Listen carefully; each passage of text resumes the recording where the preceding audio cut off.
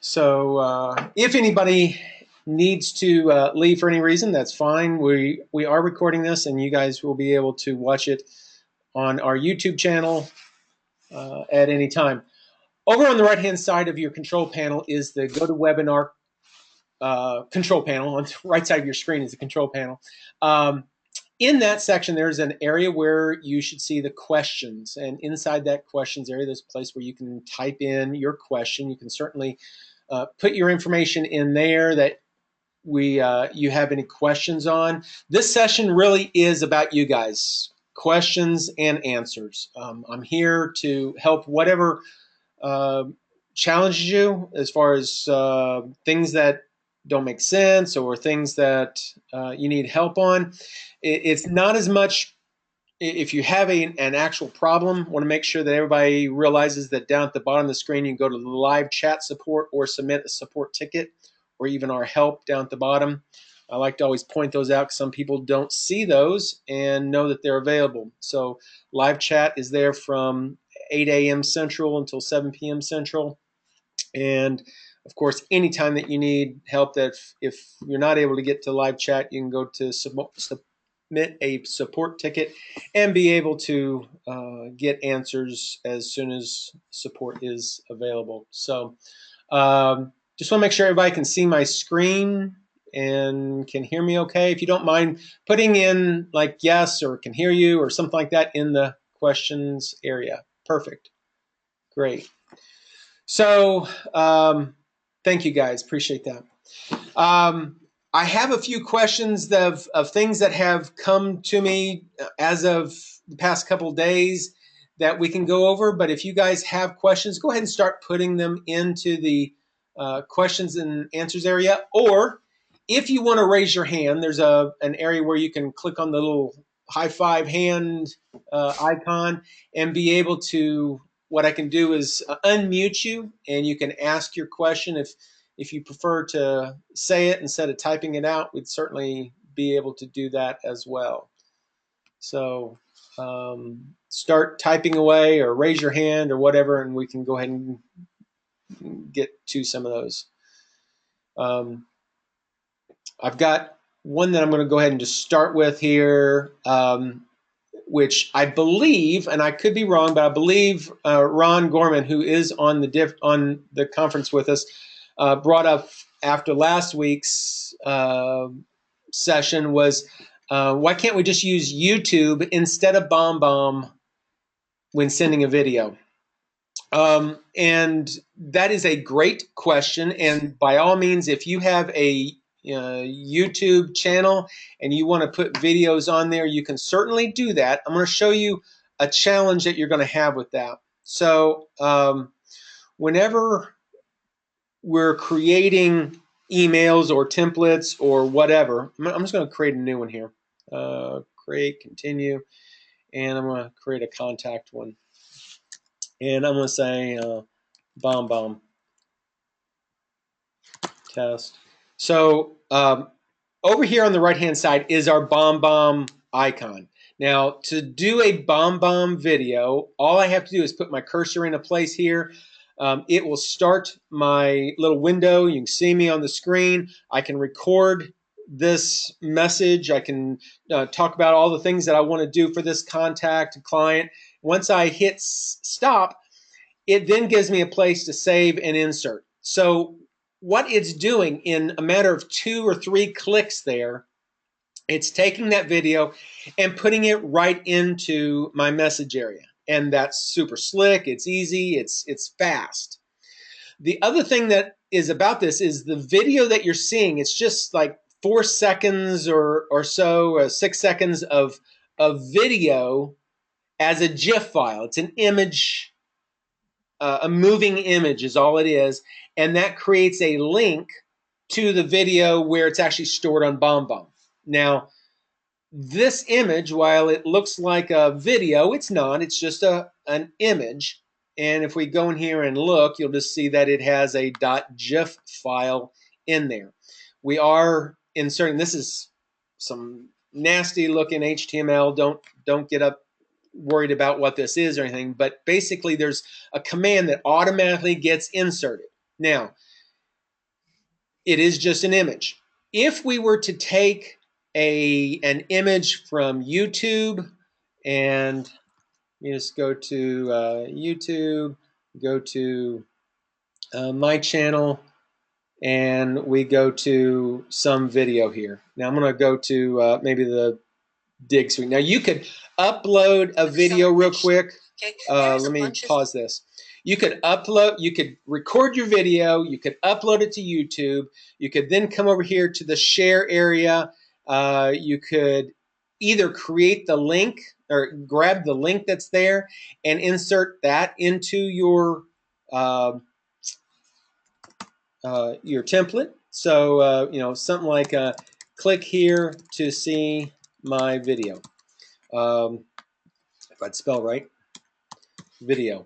In which case, I would come over here, grab that link, and then highlight my text, insert my link, put in the video, say I want to open in another one, and then click on insert. Now, all that does is creates a link to my video, but it took like 6 or 7 steps to do it, plus the time that it took to upload the video, upload it to YouTube. It's going to take a whole lot longer than it took just to do this BombBomb video. So time is one issue that's there.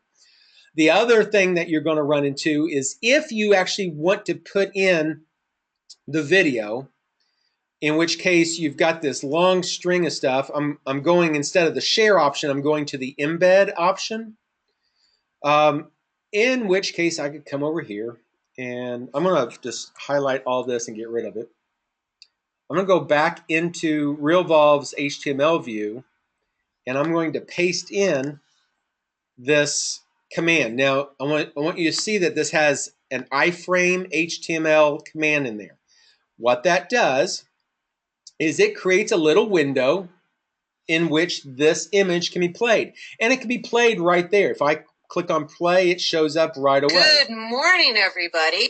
So it's great in that aspect. The problem is that whenever you go to send this, because it has this iframe command, most email providers will strip that out. So they're going to strip out that entire sentence so that whenever they strip it out, your video won't show up at all.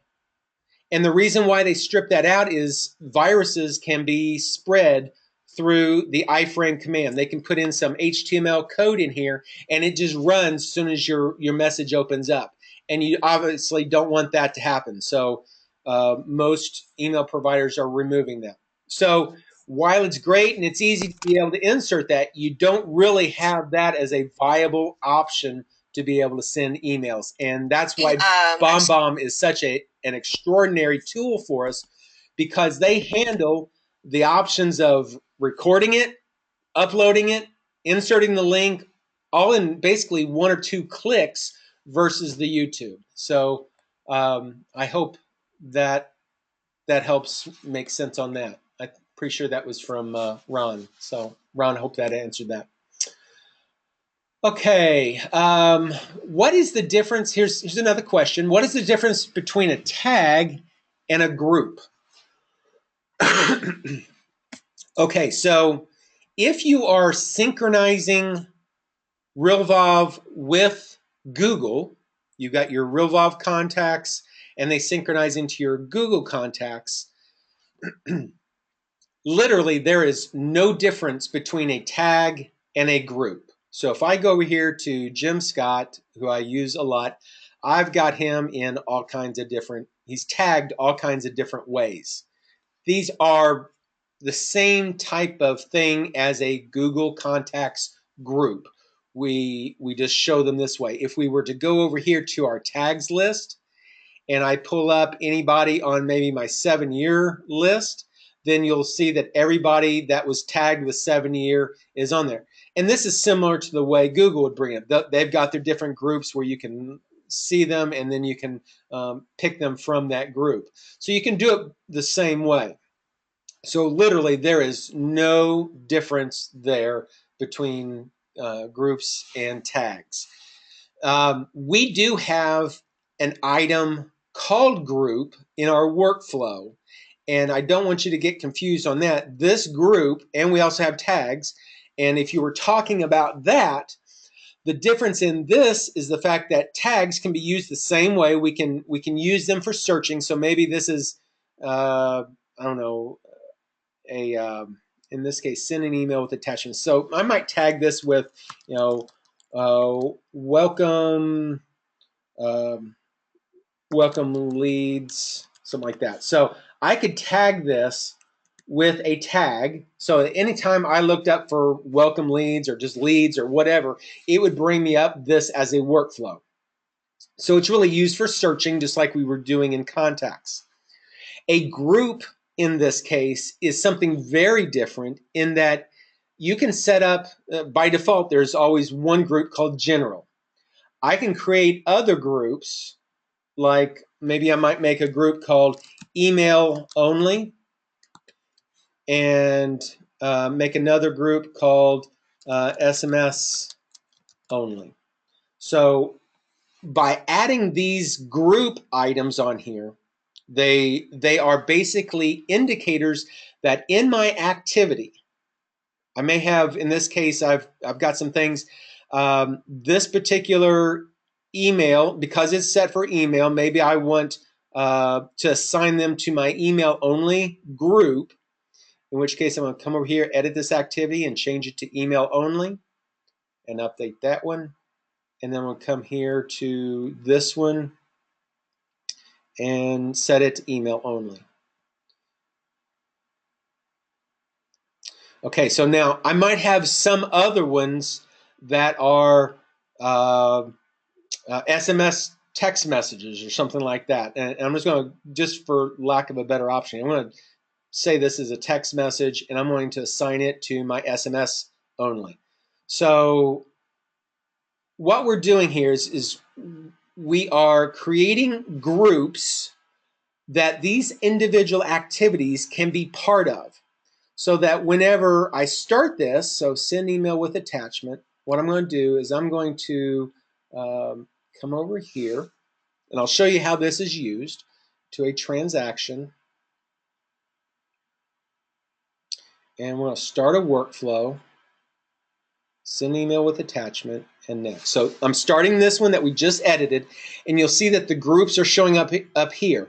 Now, if I had any general ones, it shows you the groups here, and I've just got the 2 email only and the 1 SMS only. So if I only wanted to send items that dealt with email, I could leave it checked. Maybe I don't have their email, so I can uncheck that. Whenever I uncheck that, the items that were for email only get unchecked. So I can quickly remove groups of activities that are in a specific group. If I turn them back on, then it turns them back on. Maybe I don't have a cell phone for this person, so I can't send text messages. So I want to turn off anything that has to do with SMS. I could certainly do that. That may not be the greatest example. That's just what came up to mind. Another example of a group would be like for a closing transaction type workflow, where you might have a cash only deal versus needing a lender.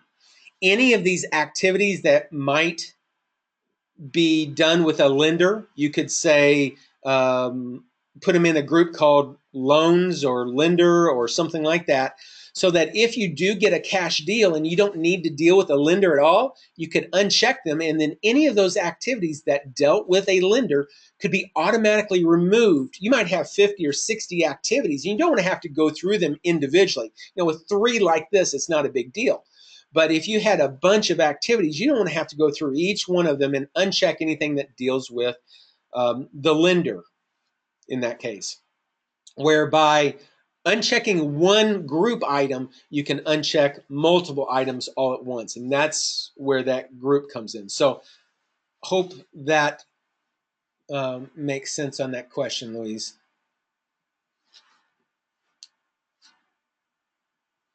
That's what I was talking about. Are all activities assigned to everyone in the group? Okay, so I'm going to go back to that same type of thing. I'm going to go back to the workflows. I'm going to go back to that same item here. So whenever you're dealing with are the activities assigned to everyone in that group? So that question is a little bit ambiguous to me. The groups deal with what type they are. What you can do is you can assign an activity to one of your users. You don't assign it to multiples. So if you're wanting, in this case, who's going to send this email, in this case, it's assigned to me versus Jake or whatever. You can assign it to a role of somebody, say listing agent. So whoever the listing agent is whenever they start this, or whoever maybe the buyer's agent is, or whatever, maybe the record owner of that, it would go out. That is something a little different, which you may be talking about, but I think that's one option. Now, if you're dealing with an activity, say you want to send it to multiple parties, you want to send an email to, say, the seller. Actually, here's one where we're going to send it to the buyer and buyer two, where the email itself, we're going to be sending an email. Who is this? Who's the interested parties in this? We need to pick which party members are going to receive that email once the record owner sends it. Whoever the record owner is, the email could be sent to multiple people. In which case, you could also put in here, I mean, if you wanted to send something maybe to the loan officer or the lender in this case, you want to send it to all three of them, then it would send the email to all three, in which case you would have that as well. I'm going to cancel that. I don't really want to save that. Hope that answered that. Okay. Can you assign a workflow to multiple contacts? Not yet. Well, not a workflow yet. We are in the process. We're doing that right now. It's in this group. Basically, what's going to happen very soon is that if you want to start a workflow on multiple people, once it is available, you'll be able to come under your contacts area, select multiple people from the list, and just like we have an option here, we've got a more menu to choose other thing. We're going to be having an option here to start a workflow on the selected people. That's not there yet, but that is coming very soon. The team is working on it as we speak. If you have one thing that is there that you could potentially do is maybe you wanted to set up a workflow for like a newsletter, and you wanted to send out a newsletter to certain people every month, then I'm going to show you a sample there. I'm going to create a new workflow, say monthly newsletter, use with my contacts, and add it. So one of my activities here is to send email, send newsletter to all newsletter people. I'm going to do it. Now, who am I going to do this with? What I want to do in this case is I want to send this to anybody that's tagged with newsletter.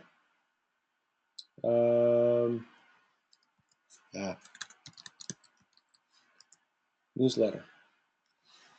So in this case, and if I was to go over here and create my action as send newsletter, I want to send it as an email automatically, possibly, or maybe I want to do it with preview. I want to check it before it goes out. Send an email, in which case I want to send whatever email. Maybe I'm just going to pick something there. So what this does then is we know we're going to, the action itself is to, for Mark Step, to send out to the people that are tagged with newsletter, the newsletter email. So I could add that to my list. I could even make that maybe repeating. So I want to do this monthly. So I can set my frequency in here to say I want to do this monthly on on the day of the month, whatever, repeat on the 15th of the month or whatever. Or if I wanted to do day of the week or whatever, I could certainly do that. But in this case, I could set up a frequency so that every month it would send out the newsletter to whoever is on that list of tagged with newsletter. In which case, then everybody gets it. They're on the list. Every month it comes up. This way, you only have one activity that's a reminder activity to do it.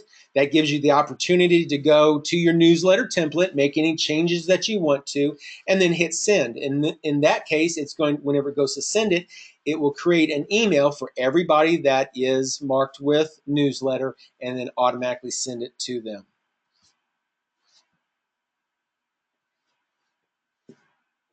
Excellent. I need that. So there you go. Hope that was helpful. Okay, Ron's correcting me. No question that BombBomb is a better way, but is it considerably? It is considerably expensive. It is a cost. The question is whether, if you're only sending out a few, then definitely you can set it up and do it within the YouTube channel and it not cost you anything. Absolutely, Ron. I agree with that. It's just a matter of ease of use and whether or not you want to spend the extra time. Let's see, Louise again. That works for one activity, but what if you have a workflow with several steps? It gets tricky for several contacts, such as an expired outreach program. Yeah, definitely. If you're wanting, well, I mean, you could have multiple activities on there. That's certainly not a problem. And the advantage of doing this, Louise, is the fact that whenever you start this workflow and it repeats monthly, is that every month, whenever you go to send something, it's going to send the fresh, updated, whatever content that you're wanting to send out every month to whoever is on that list. Now, I chose newsletter, but maybe you mark people with expireds. If they want to be removed from that, you simply you remove that tag from that contact, and then the next time it goes out, they won't be included. The question becomes is, are you wanting to send them a series of things that, week one, always send this one. Week two, always send that. Week three, always send the third one. In which case, yes, you would definitely want to be able to start that on multiple people at one time. And that's where we are adding it for that reason as well. What you can do is definitely go in there and start them individually for the next week or so, and get them on that list, make sure that people are on there, and then once we get our group assignment, then you can assign multiples at that point. So hope that answers that question. Ron, on the newsletter, would you have a reminder to attach the newsletter several days before the scheduled date to avoid sending out last month? Well, yes, great point, Ron. And that was one thing that I was bringing up on the newsletter piece is, pull that up, monthly newsletter. What you would want to do in the case that I did it, I set it up so that the action was send manually with preview.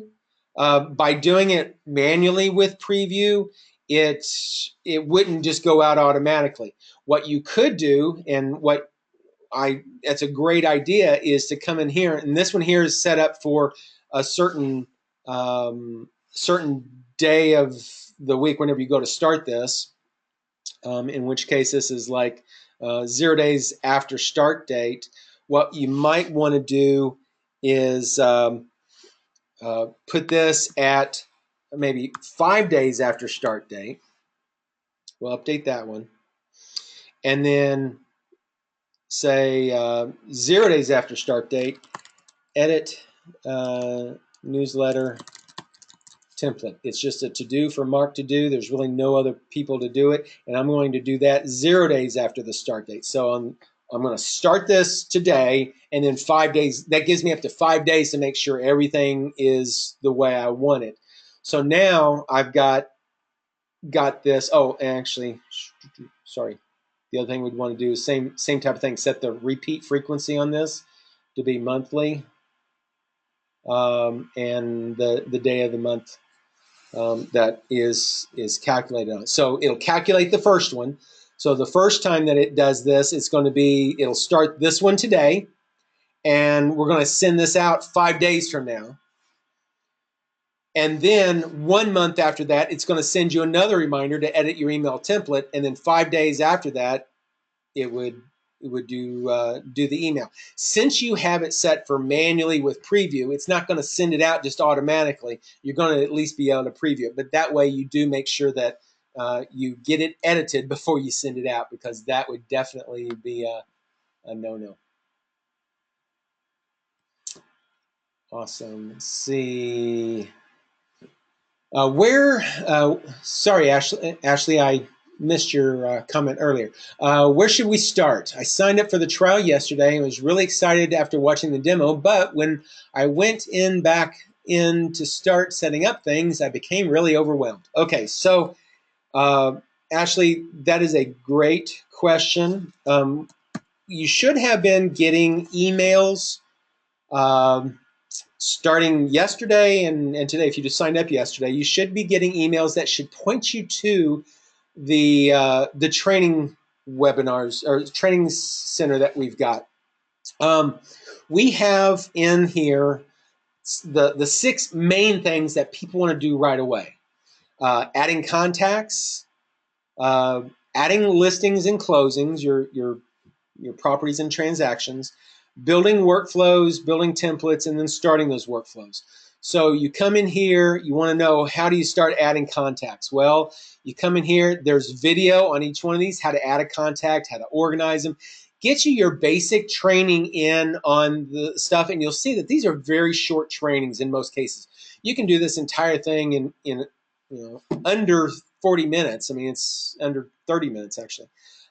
Doing that, we've got some related topics on setting up Google Sync, on importing from a CSV file, doing some Zapier to bring leads from maybe your lead generation website. But don't get frustrated. One thing that you're going to want to realize is that Realvolve is extremely broad. There's a lot of things that you can do with it. That doesn't mean that you need to do everything all at once. Start with what you need first, and then let's grow from there. If you need to start putting in your names and start getting them organized, come into the contacts area, go through the quick training, start doing that process of getting those names in order. Because once you get your names in order, that then helps you to start using them in your listings for the party members in there. And then you can start putting in your listings. And then once you get your listings going and you start getting some buyers, then you can start dealing with the closings, the transactions themselves. So it all kind of works together. The other thing that we typically tell people is that the workflows are instrumental in what Realvolve does. It's what's going to make your job easier. In order to do that, there is some setup that has to be done. Building the workflows is probably going to be the hardest part of all of everything that you're going to do as far as difficultiness. Now, we're here to help you. We want to help you get through that as well. So whenever you're building a workflow, if you have challenges, certainly go through the help screens, or go through our chat, get some help and stuff. Go through these few trainings here that we've got. I do have on here this link for the workflow guidebook, and it's like 110 pages of a lot of information, but it takes you step by step how to create a workflow, one by one, and just start with the very basics of whatever you need first. If you're needing to work with leads, build a lead workflow. If you're needing to get organized on your listings, build a listing workflow. But just do one at a time, and as you start building them, realize that a workflow is nothing more than an organized, structured way of handling people, property, or transactions. And that structure can help guide you through all the difficult things that may happen through a listing or transaction. Hopefully you don't have a lot of difficult things with leads, but I guess it could be there. But notifying yourself, when should I send out emails? When should I send out text messages? Set up those things. If you've already got a list of things that you do, you've got a checklist of on a spreadsheet, or you've just got a handwritten checklist or something somewhere else, start with that and put that in as a workflow. And this guidebook actually has some things to help walk you through that. We go through the whole process in this, and you can see there's some short videos just showing you quickly how to do some of the basics. The more you do, the more comfortable you'll feel, the more advanced you can get. You don't have to do all the advanced stuff that comes in it right away. Don't worry about doing that at all. So just concentrate on your needs, your personal needs. What is it that I need Realvolve to do for me first? Once you get that settled, then go to the next one. So hope that is good. Follow up on that. We have a lot of systems. Those would likely be our workflows. Yes. If you've currently got any kind of system set up, an organized checklist, an organized list of things that you do, pick one of them. Maybe your most important one that you do, or the most frequently used one that you use, and start that process. And if you need help on that, I can certainly help with that. We can set up some one-on-one type of meetings and be able to kind of help you through that. If you get to that point where you just don't have time to do it yourself, we do have a virtual assistant program. If you go to go.realvolve.com/VA, it's one of those things where it costs you some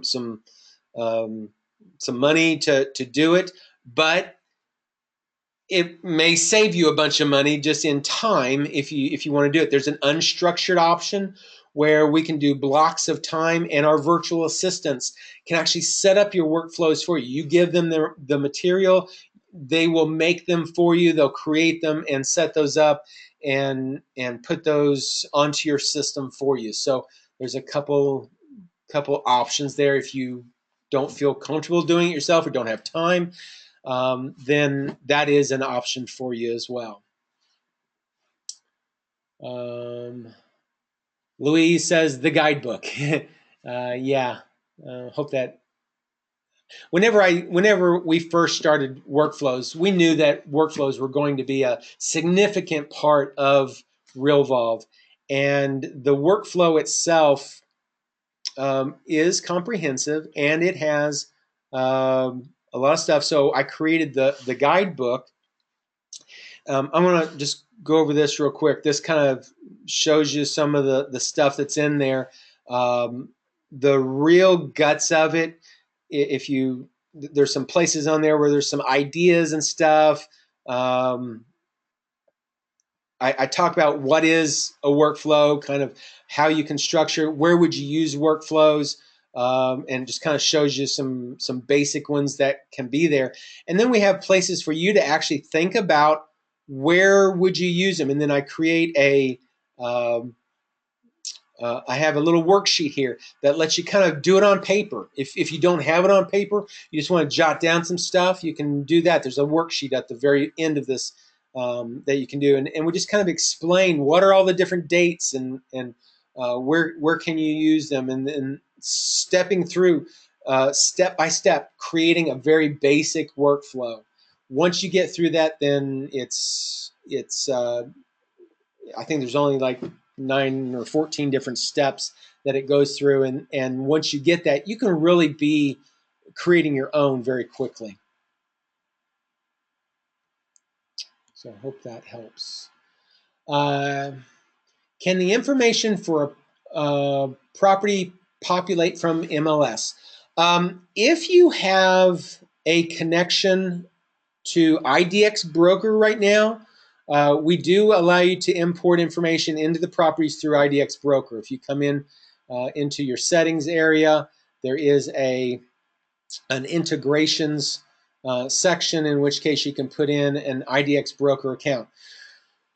We don't have it yet, but we are. I've been talking with the folks at List Hub, and the potential of being able to bring in information in there for certain MLSs that we have a high number of users in. It is fairly expensive for us to be able to have that on a nationwide basis. So the thought is for those people that live in certain areas that we have lots of users in, we'll start with them and then kind of progress out from there. That's not there yet, but that is on its way. But don't let that be a hindrance. I mean, if you go in and you go to create a property, literally you can click on the plus, you can create a transaction, you put in the address, an MLS number, price, some of the listing information, bedrooms, bathrooms.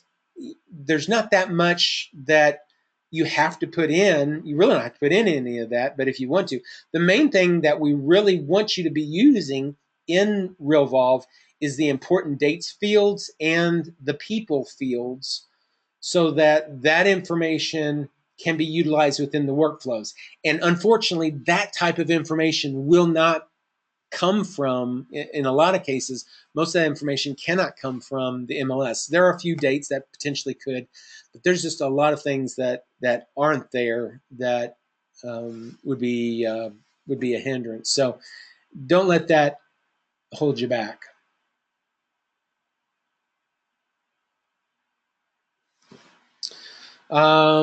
Any other questions?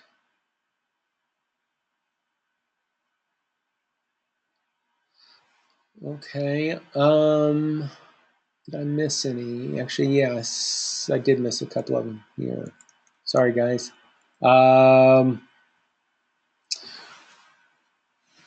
switching from market leader. Any suggestions? We're going to have some kind of CSV to import. We're concerned about losing reminders to follow up and groups that were used in classifying contacts. Okay, if you can export to a CSV file, you should be able to export all your contact information, hopefully including the groups, because we're able to import tags as well. So that shouldn't be an issue. The reminders part of it potentially would be the biggest challenge. If you have any kind within Market Leader, if you have it, and I've not seen all of Market Leader, but if you have Market Leader synchronizing to your Google, you can set up Google to synchronize to Realvolve and bring over some of that information.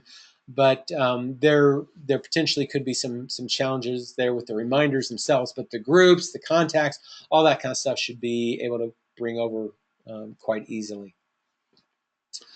Hey, Mark, I asked on Facebook, but I'm hoping that you can elaborate on the answer. How could I go about setting up automatic emails to go out to contacts containing the important dates in the contract? Okay, great. And I apologize whenever I answered that. I was on my iPhone and I didn't see the last part of that question. It was under a ... section. Whenever I went back to look, it's like, how did I miss that? The challenge that we have, the question, guys, that Matt has is the fact that there are, I'm not sure that I've got any. Actually, let me do a transaction search here real quick. All documents received, closing worksheet, closing reminders. So if I've got anyone. Now, this is not a good one, but I'll use this one as an example here. Okay, so the question is can there be dates in a template that are shown when those dates are known? And my original says, oh yeah, you can do that, no problem. But what I wasn't reading on the entire question was the fact that whenever you may not have certain dates. Well, what I would probably recommend to you is, let me go over here and open this up as a new tab in a workflow, and we'll just kind of go through a new one here. So I'm going to go in here and say, create a new workflow, in which case we're going to do a closing workflow with dates on a transaction, and click on there. So what I would do, we don't yet have conditional values in our templates. That was what I was telling you on the reply afterwards. Let me get rid of some of these things here so I don't lose all this. Okay, so we will be adding an option that you can take a value, and it's going to have something like this. If some field value, then display it with some field, otherwise send nothing. Now, I know that probably looks really scary to you guys. We will be able to do, it's not there yet. The plan is to add some conditional pieces. In lieu of that, until that's available, most of the agents, what they're doing is they'll create like a week 1 email template that has the dates that should be known for week 1. So you might have the inspection dates, the appraisal dates, those types of things that should be done on week 1. And then on week 2, sending a different email for the things that should be known at that point. Now, what you can do is that whenever you're adding your activities, say I'm going to send week 1 dates, and in this, I'm going to send it to I'm going to send my email to my buyers, buyer and buyer 2. And I might just say, when am I going to do this? I'm going to do this 7 days after I could pick whatever I wanted to here. Say contract date. So 7 days after the contract date, I now want to send them information. And in that information, I know that in that letter, I'm going to have the acceptance date in there. I know that I'm going to have the maybe the appraisal date in there,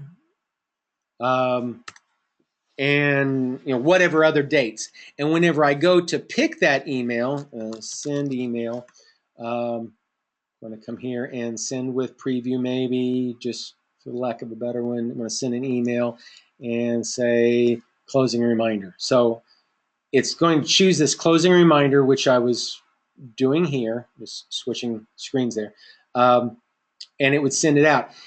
If these 2 dates are in this document, so if I went ahead and put these in here, of acceptance date and then appraisal date,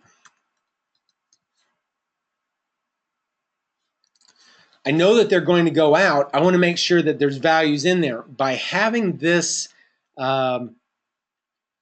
this week 1 activity come due, whenever I go to complete it, it's going to show me those 2 dates in my checklist.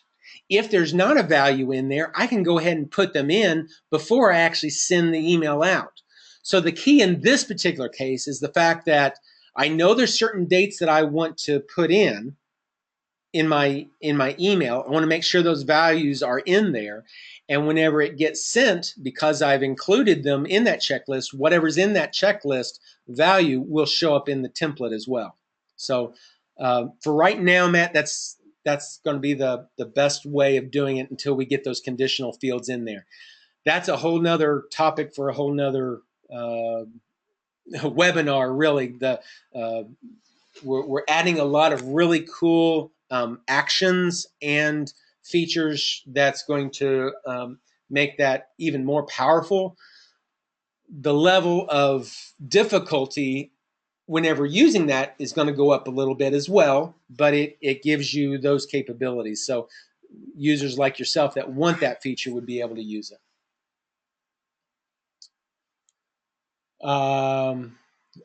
Louise says it's worth printing out and having on hand. She was talking about the workbook piece on that. The box for APN number does not allow whole parcel numbers to be entered, even without the dashes. Really? Okay. Jim, let me make a little note on that. If you wouldn't mind, toss in an APN number that you use.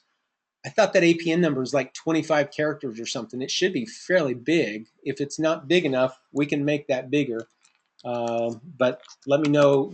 Give me an example of what you've got there, and I'll see what I can do.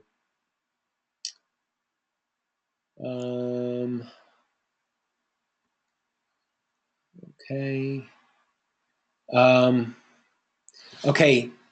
Is there no buyer in the people field? Is there no buyer in the people field? Louise, okay, so buyers come whenever you're dealing with transactions. So the one thing that I'm not sure about your question, you might elaborate on it. If you're trying to get a buyer into your property fields, you won't have them. Your property side here is for your listings. Once you have a buyer, you change their active status from active to pending, it will create a transaction. Whenever it creates that transaction, it'll bring over that same address. So this is the property, and then here's the transaction for that.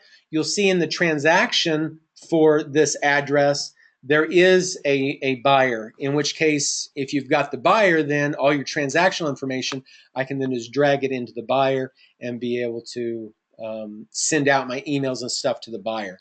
So make sure you're not trying to put a buyer into a property, which is a listing. We put all of our buyer information in. Once you've got a buyer, it creates it as a transaction, in which case you do all your transactional stuff from contract to close is really this transaction section. From listing agreement to contract up to that point where you have a contract, right before that is where the properties deals with. That's just your listings, your own personal listings is all this section here is.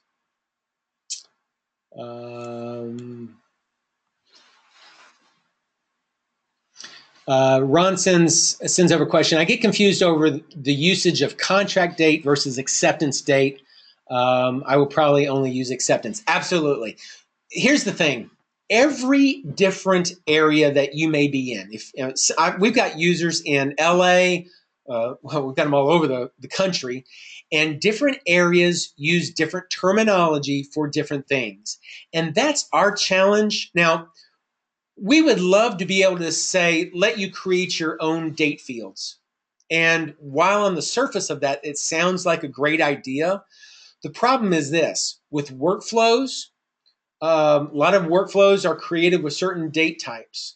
And if you created some kind of weird date type of your own, which may not be weird, but just for your area, whenever that gets sent over there, somebody might not have that date type.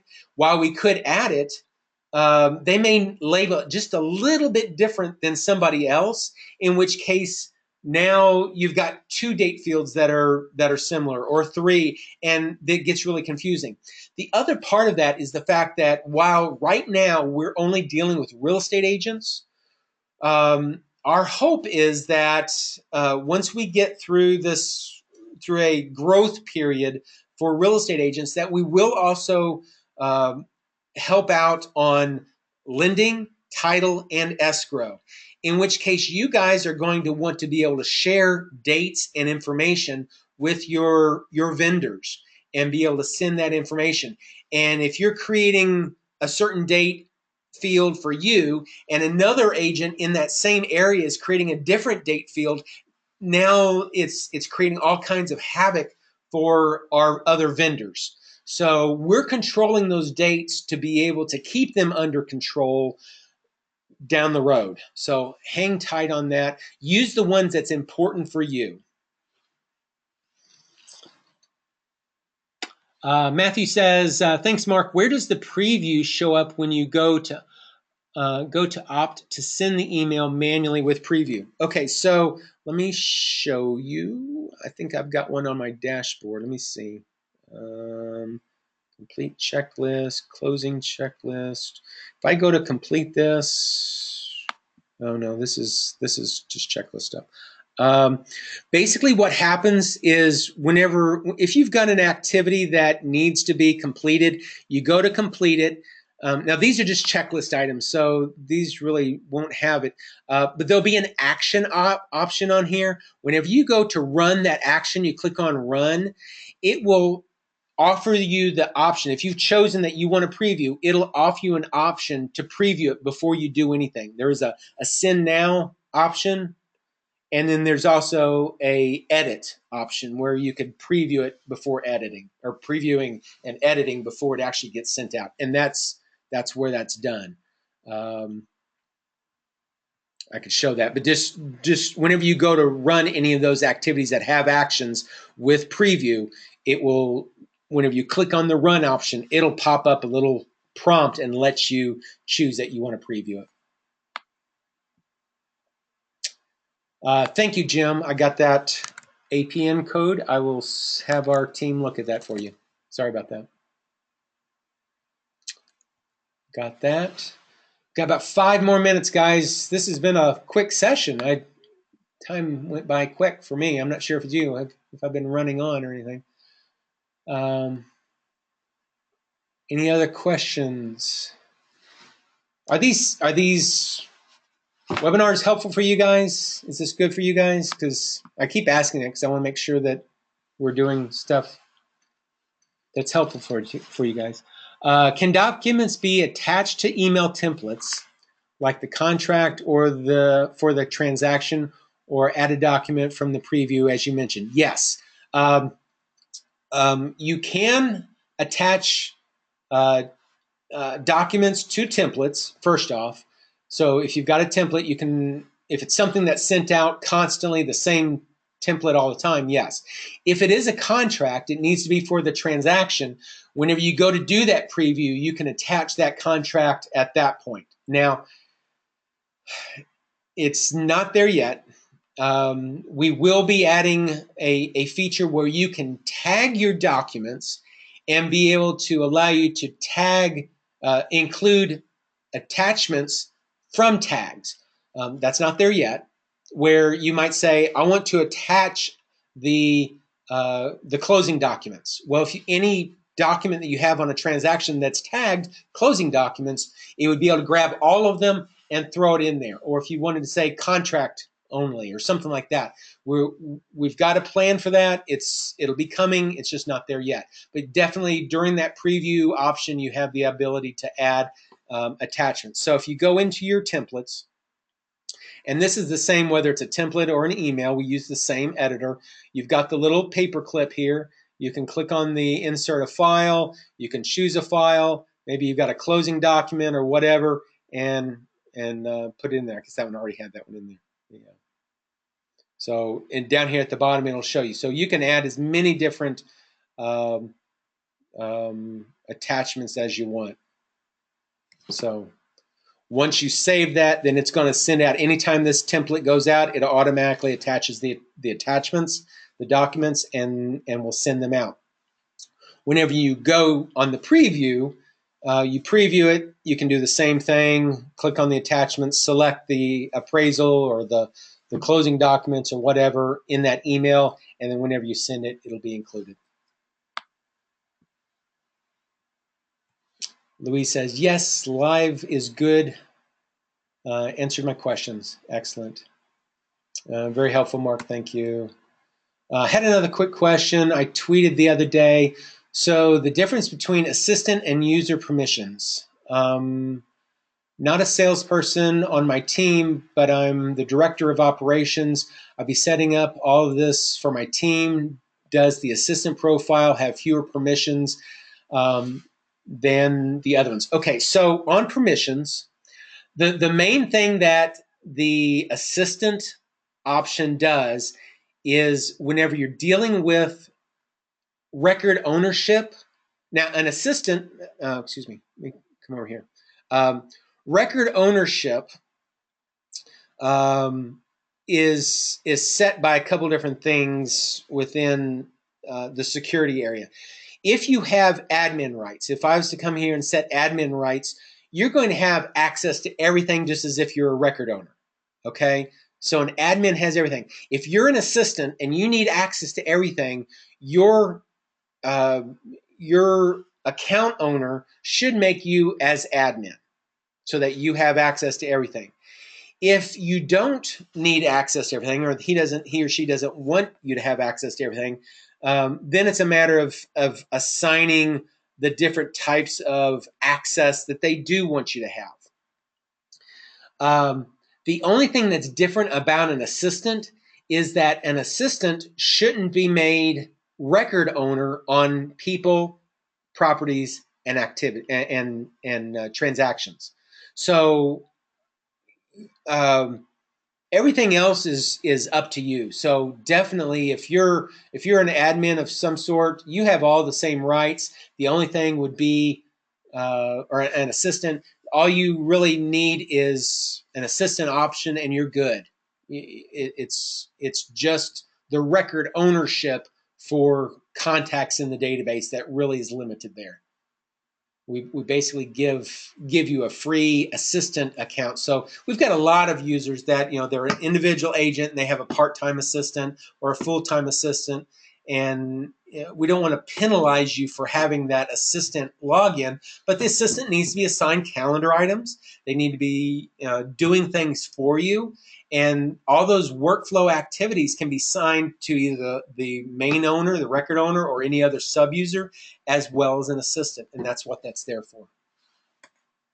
So you're good with that. Can documents be emailed into a transaction or property in Realvolve? Yes, they can. So here's the deal on that. Every contact, property, and transaction, whenever you go and look at them, you see this little I in the up by the address. Whenever you move your mouse over the top of that I, you'll see a little pop-up, this little blue pop-up that comes up. That is an email address for that transaction in this case. People have it. If you go to a contact, it's there as well. If I go to Jim Scott here, I always use Jim for all kinds of stuff. He has this. He has his own address and for this record in the database. If something is emailed to Jim or from Jim, or if it's sent to that address, if you've got a property and you send to that property that address that comes along with it, the email will show up that it's been received. But in addition to that, any attachments will be automatically attached into the files area for you. We extract those attachments and automatically put them into the files area for you.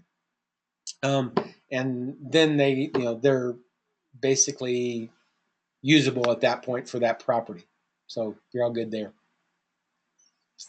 Hope that answered that, Matthew.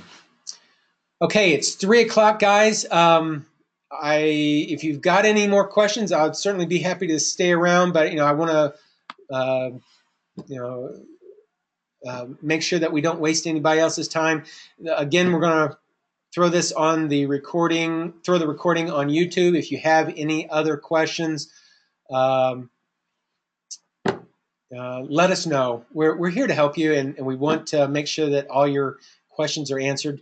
Realvolve is great. There's a lot of things to it. Just don't get overwhelmed. If you do get overwhelmed, if you start feeling overwhelmed, visit our team. That's what we're here for. So you guys have a great day, and thank you for attending. Talk to you later. Bye.